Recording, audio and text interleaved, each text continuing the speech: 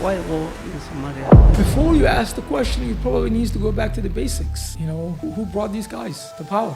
If the people they elect the right person that think societally, think about the larger country and the neighbors is our location. Where do you start from changing the narrative? Our problem is attached to what's happening in the world today. The world right now is in a chaos. If I know one thing about life, we're heading towards war. The wind of war has come. War is coming, and it's coming globally. Particularly the peaceful story of Europe is no longer. Because there's institutions in place. Yes. Institutions filter out those who are unlearned, those who learn. Institutions always ask, who can we sell to the society? Why are they not bringing those institutions to fix this problem of fixing the war or removing these people who don't understand the pain that these people the society is still under? All external political entity converge into that space where there's so many competing external elements in Somalia that are trying to test. James, it's good to meet you. Thank you, Boyas. You are welcome. Have a great conversation. Let's do it. It's a great time to have you. And it's good to share a few things, a few choices of our thinking. So I was interested to know why war in Somalia. And I wish I can tell you why war, because I would stop. The Somali story does not belong, in terms of the war, does not belong to Somalis. Yes. The greatest tragedy of our life is our location. Just like the greatest tragedy of the Afghan life is the location. Whoever controls Afghanistan will have access to India, China, Pakistan, Russia, Iran, right? So that's the reason why Genghis Khan, Alexander the Great, the Russian Empire, the American Empire, they all went there to conquer. And now China's going to try it. yes. Somali's story is similar to that. God planted us in a horn of Africa, Yes. where we have access to the longest coast in Africa. That is our tragedy. Somali politics does not belong to Somalis. Somali story domestically might belong to us, but politics does not belong to Somalia. It has been the work of outsiders. They manipulate the system, they create the war, they continue to manipulate Somali life, and that's what's happening. There's no any other story to it. Everybody knows that thanks to social media. Now, this monster of war, who is benefiting, or what is the importance to Somali people, and the geographical position of Somali is affecting the occupants, the people who are living in Somalia. How do you fix that? And, how is it benefiting largely to the individuals in Somalia? Well, right now it does not, because it's chaos, right? I mean, there's individuals benefiting, but not societal. For societal to benefit, you need a government. Yes. Not just a government, you need an effective government Yes. that cares for the people. You don't have that. What you have is individuals who are collecting money Yes. from outsiders who are benefiting Yeah. and who are not thinking beyond themselves. When a man thinks individuals, man fails.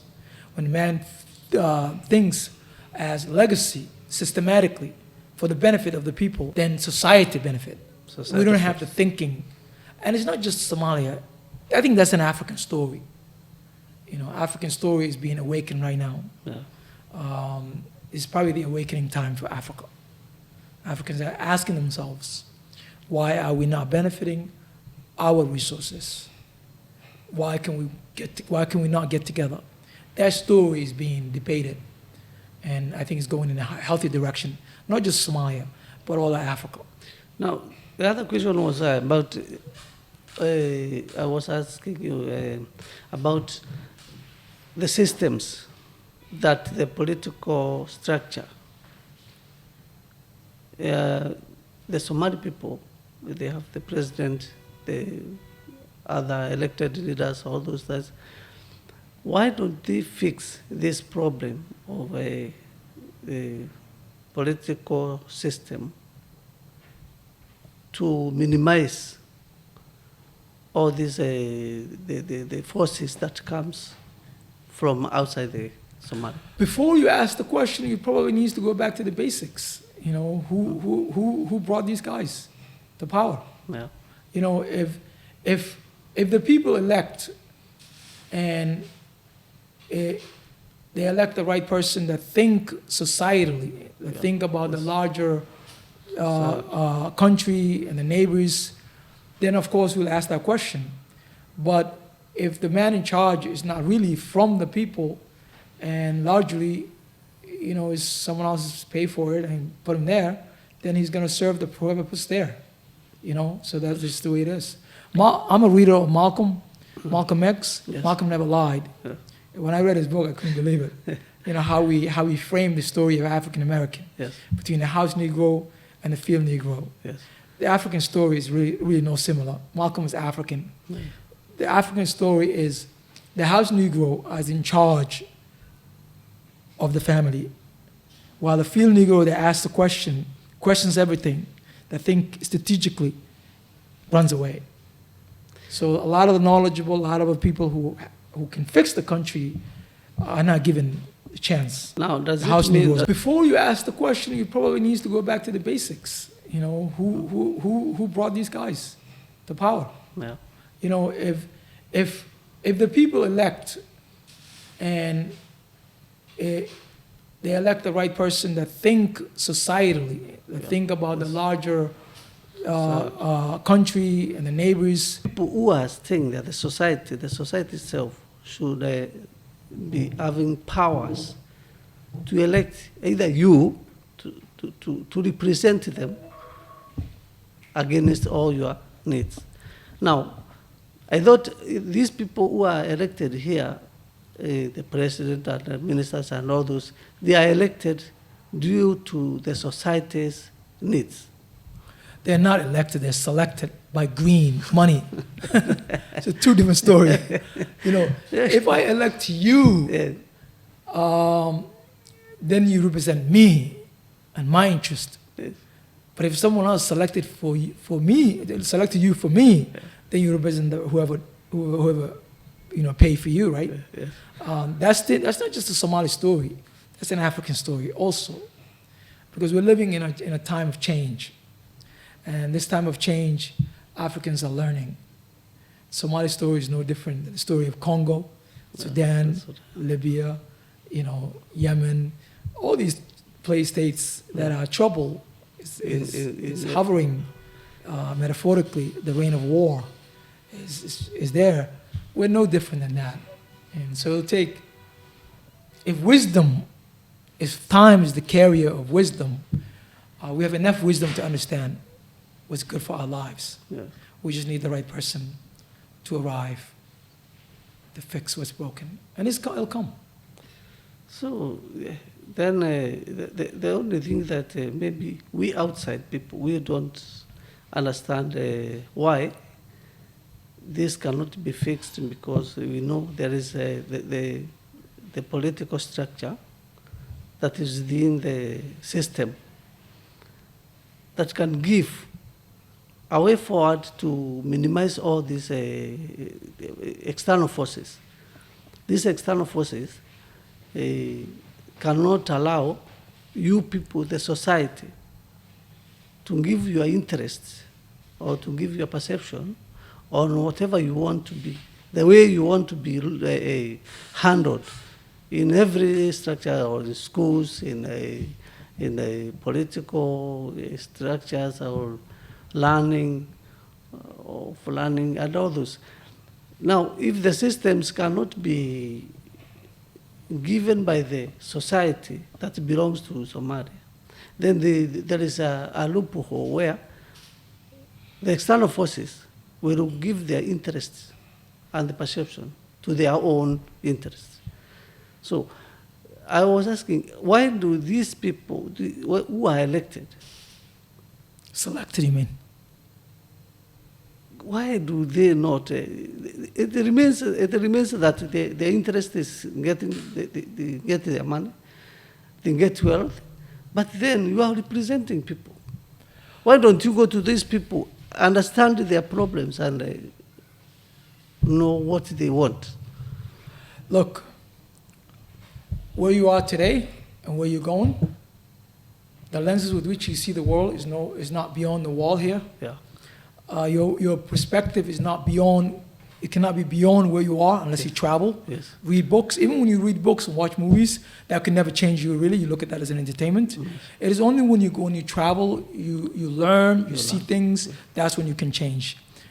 A lot of us were born into pain. We understand what's good for us, what's bad for us. But unless there's a system that you can thrive, you can never do much change. The Somali story is a one of, not really a tragic, it's a one of story, of a pain, but struggle, wisdom, understanding the world and everything in it, the one of bravery. Somali story really didn't lose much, to be honest, the way I look at it, because we're learners of life. Yeah. We know that we cannot do much about the governmental structure. Because, like I said, we occupy the most important land, geographical space in Africa. Yeah. And therefore, many countries want. You know the way Somalia used to have peace? Because Somalia is a tiny state within the world, always were in the shadow of a superpower. Before we were in the shadow of the Soviet Union. Yes. Then we try to come after the shadow of the United States of America. The Yes. United States of America, could not strategically ally itself with the Somali story, and therefore Somalis fell off. Yes. If you look at Somali story, they always lived under a shadow, because as a tiny state, Kenya lives under the shadow of the British. Yes. There's a lot of enormous investment. Yes. Somalis, there's no empire that we live under, and therefore we crumble. But we learn, we thrive. If you see almost every neighboring country in the world, Somali stories is relevant. Investment is relevant. We're the learners of life. I don't think there should be any regret of what happened. I think human beings should move on. The good thing about Somalia is we don't carry regret. We turn regret into wisdom and move forward. That's why I was asking now. These people, those who are elected or those who are selected. Yeah, I like that, selected. Don't they have that interest of a perception of getting from the colonial system? They build their own structural systems, which starts from the school, the small boy knowing the culture, the small lady knowing their culture, coming to this and know the problems that have been faced by our forefathers there. You can't do that because remember, your perspective does not go outside of the space with which you live. If I never left Somalia, I would only know an AK-47 and protecting my turf, my tribal area. Only that. That would be only the story I carry. The fact that I escaped from the war, thankfully, and America, United States of America, adopted me metaphorically, and now I'm a learner, I'm educated, I can see the lens that's greater than the story of my life. My story now is universal. I see a picture. I am sympathetic of the Ukrainians, the war in Ukraine. I'm sympathetic of the war in Sudan, the war in Congo, the African-American story, the Myanmar story, the Kenyan story, the Sudanese story. You understand? Because I have a global mindset. In fact, my book, America Made Me a Black Man, is dedicated to mothers in Ukraine. How am I related to Ukrainians? They're white. Because tragedy has no color, no culture, no religion. When tragedy comes, everybody feels the pain. So the reason why these people who are running the show don't have the realization that they can fix the country is because they never had access outside of their walls. They don't have the space of the realization to know they can make the money and leave a legacy. So when I talk to a leader, world leader here, and I tell him, you can make money at the same time fix the country. Yeah. He gets bored. He Oh. doesn't understand because his mind is my competitor Yes. is the man next door. Man at all. The man next door, Oh, the next other door. tribe member, Yes, is not. They don't have the global mindset where they can elevate their perspective, their strategic thinking, their goals. Why don't you start with you an African first? You understand? If you start there, at least, Yes. I'm an African. Then I know that the story of Kenya is my story. The story of Uganda and Kenya, Congo and Libya and Egypt is mine. Then my perspective is actually greater than just a small story, right? So- These guys don't even have the story of Somalia. They have a story of their tribes. See, their minds, their lenses is very tiny. And I can't blame them because this is how they were brought up to protect your tariff. Now, own space. that given And that's not a criticism. That's the reality of given a fact. chance Facts of the now, world. because you are victim of the bad leadership, Yeah, the bad regimes. yeah, Being given a chance, yeah. where do you start from changing the narrative? Our problem is attached to what's happening in the world today. Yes. The world right now is in a chaos. If I know one thing about life, we're heading towards war. The wind of war has come. War is coming, and it's coming globally. Particularly, the peaceful story of Europe is no longer. Yeah. The man in Europe is writing the story of war. It's not Not- if, it's when now. Yeah. But Africa's story is a war, is a one of peace because we've gone through pain, Yes. and therefore we are the searchers. We Yeah. look for For the peace peace. and development and farming. But Europe has reached the Maslow hierarchy of need. Yeah. They reach at the pinnacle where pain has been distanced for the last 100 years. But because pain has been distanced, they don't understand that where they're going is pain. Where us, we slept with pain. I remember when I was a young boy, I was in Kenya, Yes. outside of Mombasa, Kenya, in a refugee camp. I had malaria. I had a small bed made of bamboo sticks, Obviously. and I'm laying, and I got malaria, and there's a dead body decaying, literally next bamboo next to- stick, and that person wasn't alive weeks ago because he drowned in the river. Yes. And they got him, but they didn't know who the body belongs to. So they kept it there. There's no fridge system. So beyond my sickness, I could not, my nose senses couldn't accept. Sometimes you get used to the scent. Yeah. I just couldn't accept the decaying body, the scent of the decaying body. And sometimes my mind goes into that space where soon I'm going to die and I'm going to decay like this. that person. That's where I came from. So my whole life, I've been a gatherer of peace. I've been a searcher of peace. Yes. That is also the African story. We search for peace. Yes. Where in the man in Europe, They don't. they cannot relate to me. A friend of mine who's an American, I asked, his great-grandfather is alive, his father is alive, and he's alive.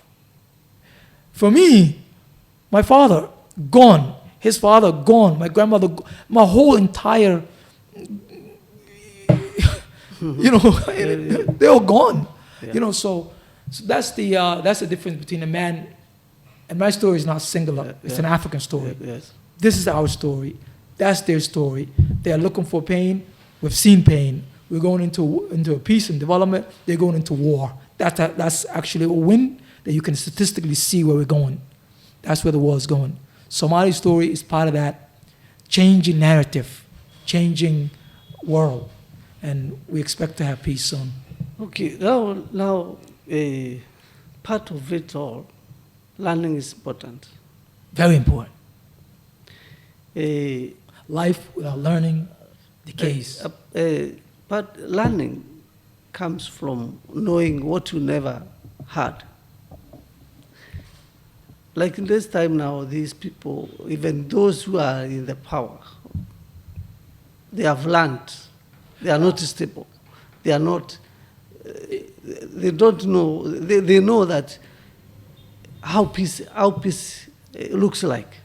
Because if you look like South Africa, Mozambique, or other countries which are not fighting, you find there is some structural peace. Because there's institutions in place. Yes. Institutions are, institutions filter out those who are unlearned and those who learn. Yes. Institutions always ask, who can we sell to the society, right? Yes. Where in Somalia, majority of Africans, there are no institutions that actually does that. Because there's an institution, for example, in America, that's how Barack Obama came to be. Yeah. The Barack Obama story cannot be possible without institutions. Right? In Africa, there is no institution that, particularly in Somalia that we're talking about, there is no institution that can filter out those who have no leadership and those who is not. There are two things that you cannot buy, money cannot buy, when you look at leadership. Bravery, you cannot purchase. You cannot. Wisdom, you cannot purchase. Those two things are God-given. Everything else is the tools that can help you. Knowledge is nothing but a tool. But if you're not brave enough to say, but I have the tool, now that I have the courage, I'm going to implement it. But we learn that the tools Yeah. belongs to those people who are bringing their powers. Brokerage, in the brokerage. Yes. Why are they not bringing those institutions? Those institutions to fix this problem of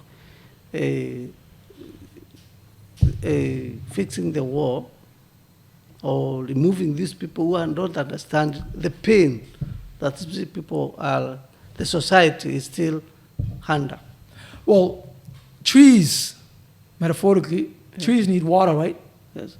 A tree without water decays and dies. Yes or no? Yes. Yes. Yes. What you're saying, these leaders need, institutions need a space, not just a space, a space of peace, Yes, yes. where people can think clearly, can write down org chart, can think strategically, can plan a month, 2 months, 3 months, 3 years, 5 years, 10 years strategic thinking. Somali story don't have that. You cannot have that. Mogadishu has been changing hands forever. So you really cannot. The center of Somali story is Mogadishu. So whoever controls the center controls the rest of Somalia. All institutions converge. Not institutions. All external political entity converge into that space where there's so many competing external elements in Somalia that are trying to mess up. So there's no really a Somali institution, Somali-driven, there's Somali strategic thinking that can say, guys, let's fix what's broken. There's no that. So it'll take time. It'll come. But also, can't this the question of religion and the culture They both have powers? Do they not have powers to change some of the changes that we need, or bring the institutions that will change all this drastically or gradually? Not bringing it like that. Let's say like a Muslim people, they built the schools, they built the mosque, they built the hospitals, they built all those structures that can give a bit of peace. Well, think about this. These are fractured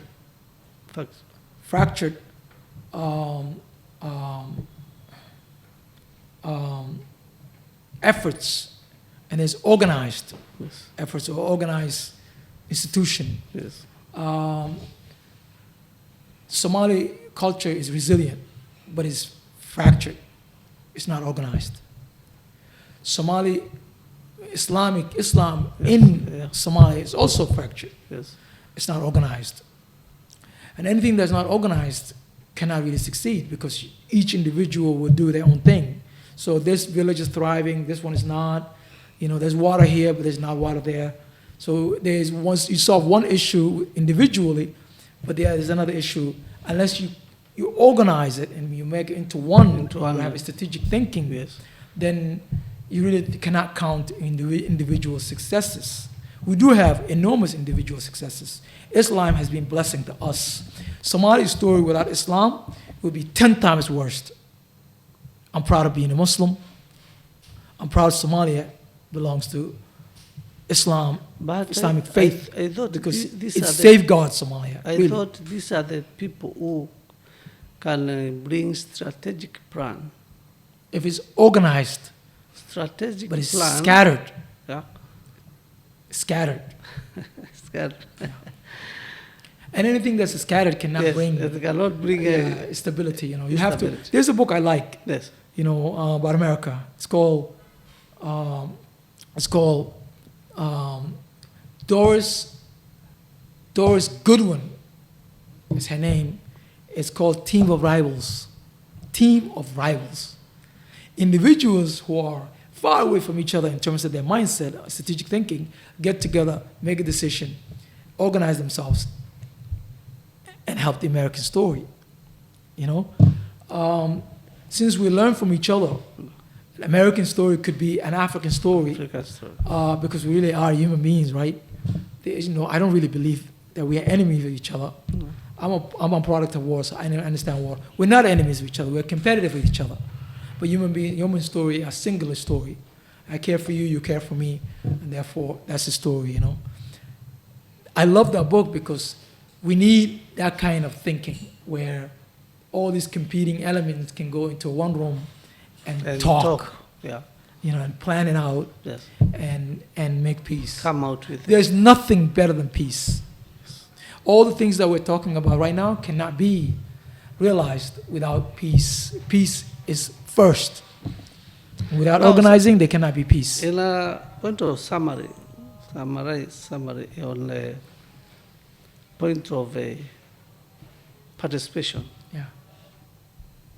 how can we bring the participation from the socio part of it and engage some of the institutions, not only the region? Can we think of the villages, the clans? How can one come to a point that you can bring them on the board and talk one-on-one? I think that will come organically. When I say that, is when pain is elevated to the highest level, pain can no longer go anywhere else but come back. Come back. The same way as pleasure. I told you the story of Europe. Yes. The Maslow hierarchy of need, they are at the top. Yeah. And because they are the top, they're coming back. Just coming back. If you look at those human beings that go and climb Mount Everest, they're all rich. Mostly rich white man that goes to Mount Everest. Yes. A lot of them don't come back. Why do they climb there? Because they accumulated so much wealth, and wealth gives you access. Their mind decays. Yes. Because the mind needs struggle. A mind without struggle decays. Yes. African mind has been elevated to the highest peak of pain. It must come back and stabilize. If nothing changes, time will stabilize these people. Somali story, time is stabilizing it. No one talks about war nowadays. If one is unalived, we bury the one right away, and we still talk about peace. Where in the 90s, if one dies, we will get together for war. What is the difference between now and back then? Look at America right now. There's a guy who was unalive, Charles Kirk. Yes. And if you look at TikToks, they're all talking about revenge. Who are you going to revenge? Your own fellow American? That's a recipe for civil war. And when you revenge, what happens? Societies fight. You really think the pain is not going to come back to you? It will. The story of Somalia, America right now reminds me, Europe right now reminds me of 1990s Somalia, where the emotions were so high that you can cut it with a knife. And that is the tragedy coming. Pain will teach them to calm down. Just like pain has elevated to a level when we're now, please, I'll bury my dead, you bury your dead, I like to dance and have peace. So Somali's story will stabilize.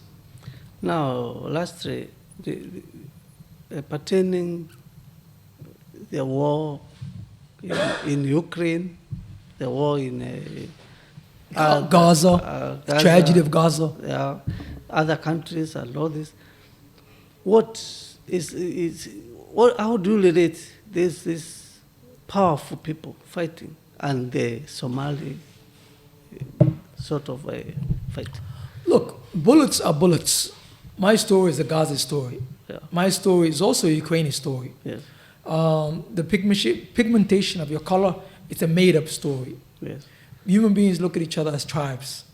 The reason why African Americans cannot say they are a tribe because they were being kidnapped from their tribes, and therefore they say we're just black people.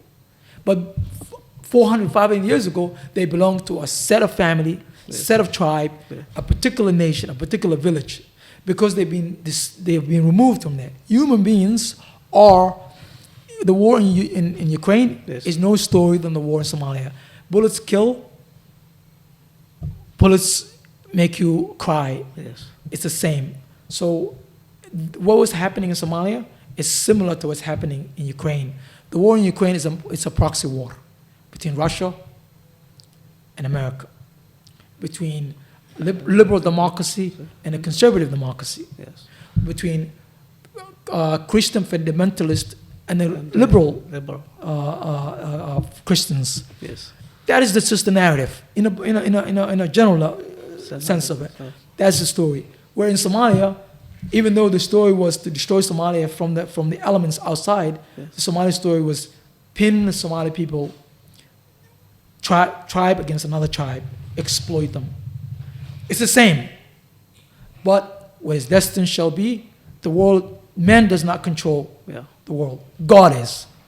You can plan, you can do the first shot, Yes. but the direction of war cannot be predicted. The direction of this war, the man in Europe might be powerful, he will not be able to predict what's happening in Ukraine or in Gaza. When this thing goes global, nobody knows where it's going. Thank you. You're welcome. Thank you for the time. We had a great I'm- discussion. Sometimes I get serious. I'm sorry. I get passionate about it because I'm tired of what's happening Yeah. in the world. I like to dance. I like to drink tea. Yes. I like to sit at the beach. You know, like Bob what was it? Bob Marley says, "No trouble. I don't need no trouble. Peace is everything. Peace is heaven." Everything. Yeah, everything. And I don't see peace. You know, I entertain myself that I like to see peace, but When you the have world is going into war. So When it's a you have- tragic story. when you have peace, Yeah, you have everything. you'll never see someone is a victim of Yeah, any problem. it's true. You think everybody is a brother. Is as your brother, is as your father. Now, let's hope we are going to embrace this peace here as time goes, but learning a lesson, make it practical. As you people, you stay here, you know how to engage in the language locally, in the language that can be understood by everyone. That is how now you can practice or preach. We preach peace through language and engagement. I would be very happy to see a peaceful Somalia so that we can be coming on foot. We can be coming here by buses. Here is not very far. We can come with buses and not fearing that when we come here, somebody will attack us. I would be very happy if We'll reach This there, can my be brothers. up- We'll reach there. And I drove one time from America to Canada without getting out of the car. yes.